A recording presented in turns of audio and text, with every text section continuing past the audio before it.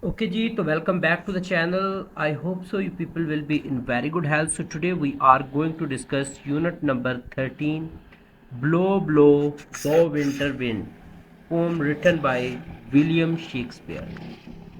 अच्छा, सबसे पहले इस पोइट्री का थोड़ा सा बैकग्राउंड डिस्कस कर लेते हैं, क्योंकि ये थोड़ी सी कॉम्प्लेक्स पोएम है कंपैरेटिवली जो दूसरी पोइट्री हमने डिस्कस किया अभी तक उसके लिहाज से। अच्छा, सबसे पहले ये पोम पब्लिश हुई थी 1623 के अंदर। एक प्ले था विलियम शेक्सपियर का जिसका नाम था एज यू लाइक इट। ठीक है, एक्ट 2 के अंदर सीन नंबर 7 के अंदर ये पोम जो है पब्लिश हुई है। उसके अंदर एक लॉर्ड एमियंस नाम का करेक्टर है जो ड्यूक जो होते हैं ना, उसके किंग शहनशाह बादशाह होते हैं, उनके लिए एक गाना गाता है। तो वो जो गाना गाता है वो ये वाली पोएट्री होती है। ये पोएट्री गाने की फॉर्म में आपको इंटरनेट पे मिल जाएगी। अगर आप इसको एज अ सॉन्ग सर्च करेंगे तो ये सॉन्ग आपको यूट्यूब पे मिल जाएगा। ठीक है, तो वहाँ से अगर आप सुनना चाहें तो वो सॉन्ग सुन सकते हैं।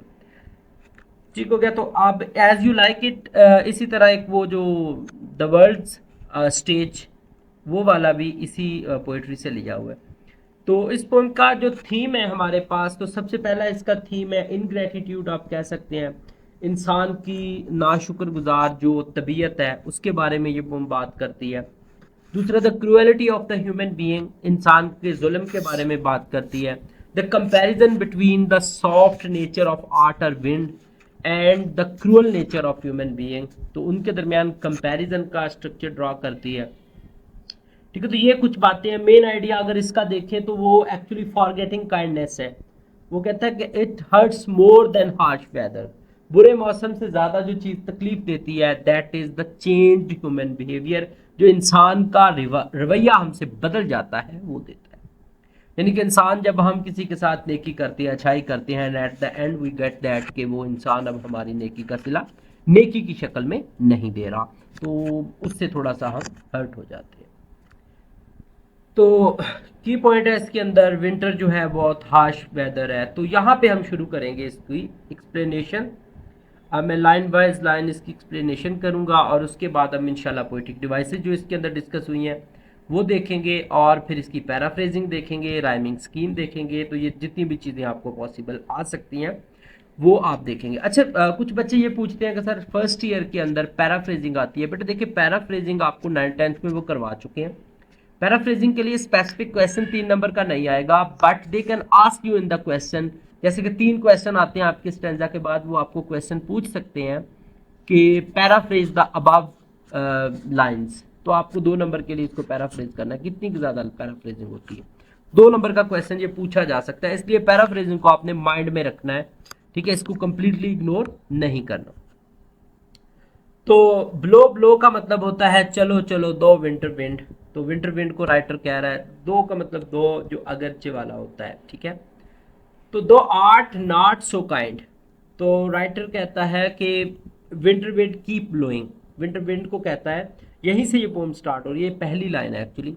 वो कहता है विंटर विंड कीप ब्लोइंग, यानी कि विंटर विंड विंड को वो कह रहा है कि सर्दियों की हवा चलती रहो। ठीक है, दो आर्ट नॉट सो अनकाइंड।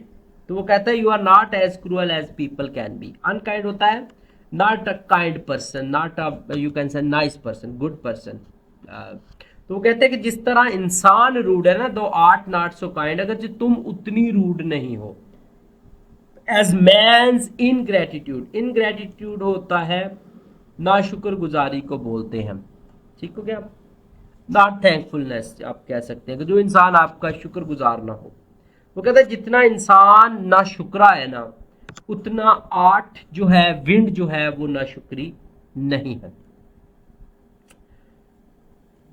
दाय ट्रूथ इज नॉट सो कीन, दाय का मतलब होता है your. Okay, Y O U R, your. Truth is not so keen, keen का मतलब होता है तेज। ओके, तो राइटर कहता है कि your your chill is not as sharp as the pain of इनग्रेटिट्यूड।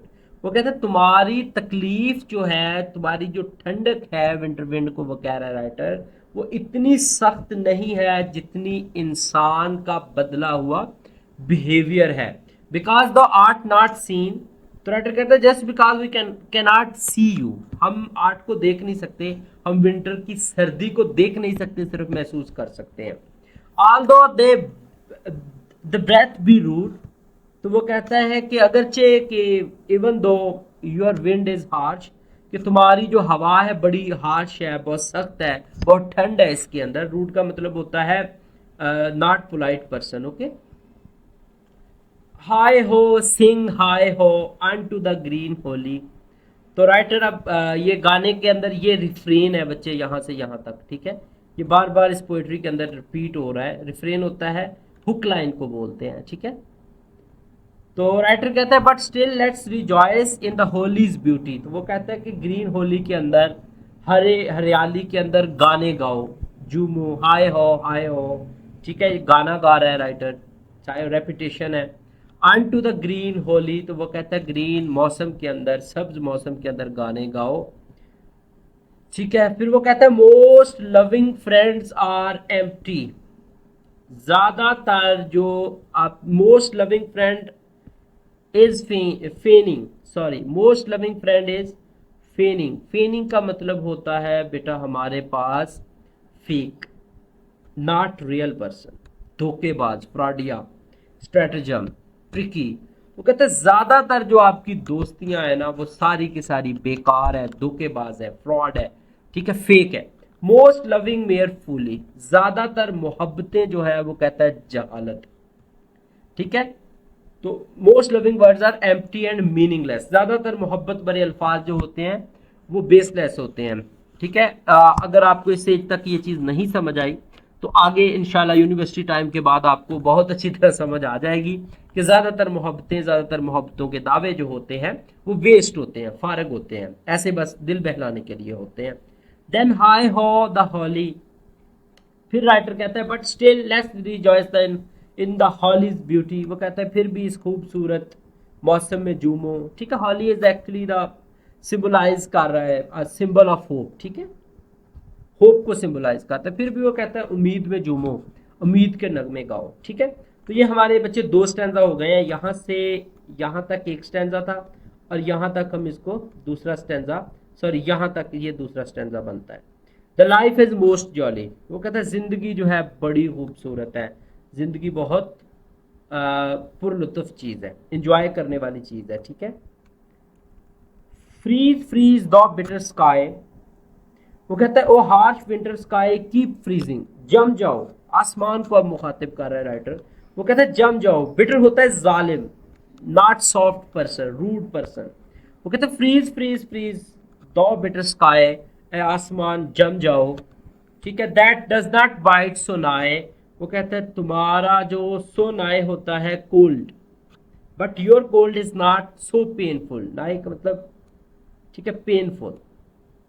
So does not bite so nigh, वो कहते तुम्हारा जो जख्म है, बाइट का मतलब होता है काटना, वो कहते इतना तुम्हारा जख्म इतना गहरा नहीं है। As benefits forgot, as forgotten kindness, वो कहता है जब आपके बेनिफिट्स होते हैं, जब आप किसी पे एहसान करते हैं, किसी पे मेहरबानी करते हैं और वो बंदा आपकी मेहरबानी को जुटला देता है।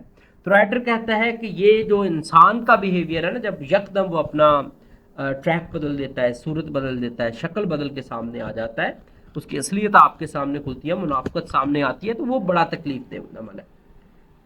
द वाटर्स वॉप, राइटर कहते हैं even if you freeze the waters, water warps मतलब फ्रीज हो जाना, वो कहते हैं इवन दो के वाटर फ्रीज हो जाए तुम्हारा, the sting is not so sharp, फिर भी वो कहता है यूर स्टिंग, स्टिंग होता है डंग मारना, पॉइजन, ठीक है, is not so sharp, sharp का मतलब तीखा, जहरीला।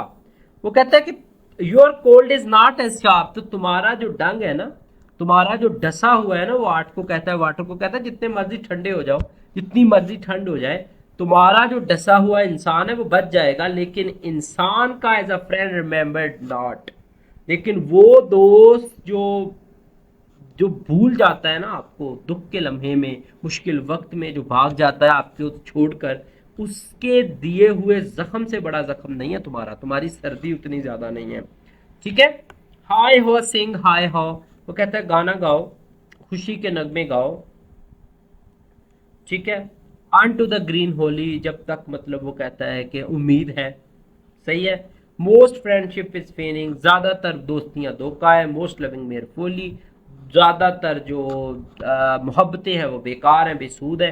Then heigh ho the holly, वो कहते हैं फिर गाने गाओ उम्मीद के नगमे, this life is most jolly, तो ये जिंदगी बड़ी खूबसूरत है। ठीक है, तो ये थी आप। अच्छा जी, तो अब हम देख लेते हैं इसकी नेक्स्ट राइमिंग स्कीम इस पोएम की। तो इस पोएम के अंदर जो राइमिंग स्कीम इस्तेमाल हुई है वो आपको स्क्रीन पे नजर आ रही होगी। वो आपके पास A B C C B, यहां तक एक स्टेंजा आपका कंप्लीट हो जाएगा। ठीक है, यहां तक। और उसके बाद ए ए ए ए, ठीक हो गया। हॉली फोली हॉली जॉली, ठीक है जी, सारे के सारे ए हो जाएंगे। उसके बाद नेक्स्ट स्टेंजा आपका स्टार्ट होता है थर्ड वन, उसकी ए बी सी बी, ठीक है। और नेक्स्ट वाले की फिर ए, ठीक है। तो वो सेम है राइमिंग का, म्यूजिक की वहां पे टोन आ रही है। इसके बाद हम डिस्कस कर लेते हैं इसके अंदर ग्लॉसरी जो इस्तेमाल हुई है।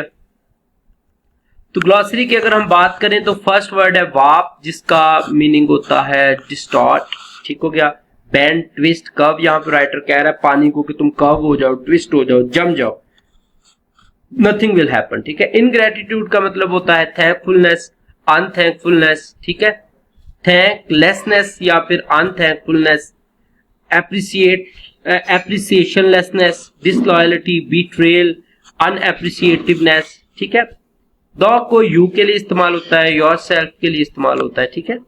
कीन का मतलब होता है sharp, pointed, cutting, piercing, acute, ठीक है। एंशियस। रूड का मतलब होता है हार्श, क्वार्ट्स, क्रूड और रूड, ठीक है। Employed, blunt. उसके बाद है फेनिंग, मैंने बताया fake, false, insincere, artificial, hypocritical, ठीक है। फुली का मतलब होता है foolishness, absurdity, nonsense, silliness, ridiculousness, ठीक है। तो बेवकूफी को बोलते हैं। तो ये थी आप लोगों का जो मेन रीडिंग थी। इंशाल्लाह नेक्स्ट चैप्टर के अंदर हम डिस्कस करते हैं इसकी एक्सरसाइज, पैराफ्रेजिंग, स्टेंजा वाइज इसके क्वेश्चन आंसर, इंशाल्लाह कॉन्सेप्चुअल डिस्कस करेंगे। थीम इसका वहां पे मैं मेंशन करूंगा इंशाल्लाह इस बार, ताकि आप लोग ज्यादा बेहतरी से इसको समझ सके। समरी राइटिंग भी डिस्कस करूंगा। So kindly subscribe the channel if you did not subscribe that, okay, and share that video with your friends, for that they can also get the benefit. अल्लाह हाफिज, अपना रखिएगा बहुत सा ख्याल।